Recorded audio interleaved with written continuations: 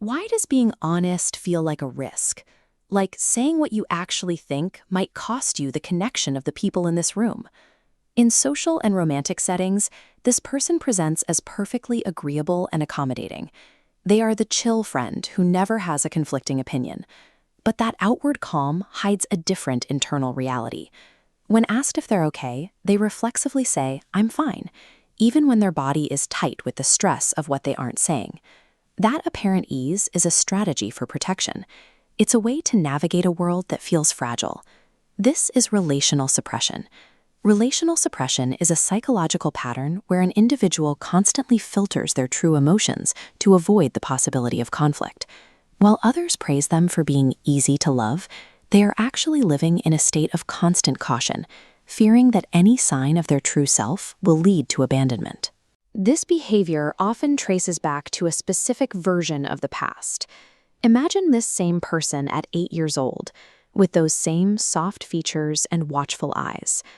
At this age, they might offer genuine honesty to a parent, but instead of being heard, they are met with a sharp dismissal. When rejection happens during development, the brain creates a survival formula.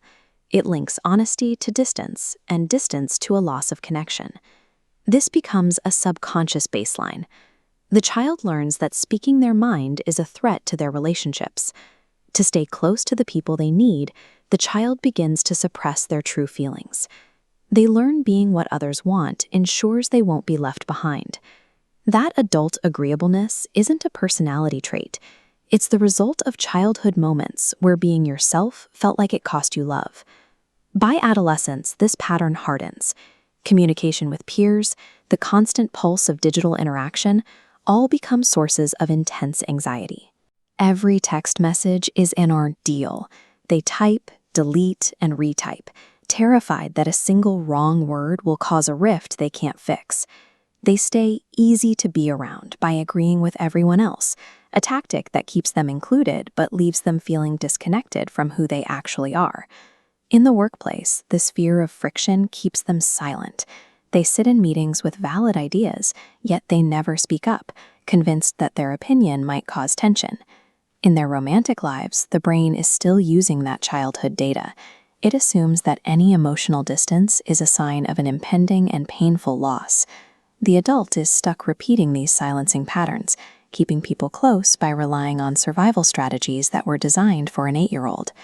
Breaking this cycle often begins in a quiet moment alone, when the noise of other people's expectations finally fades.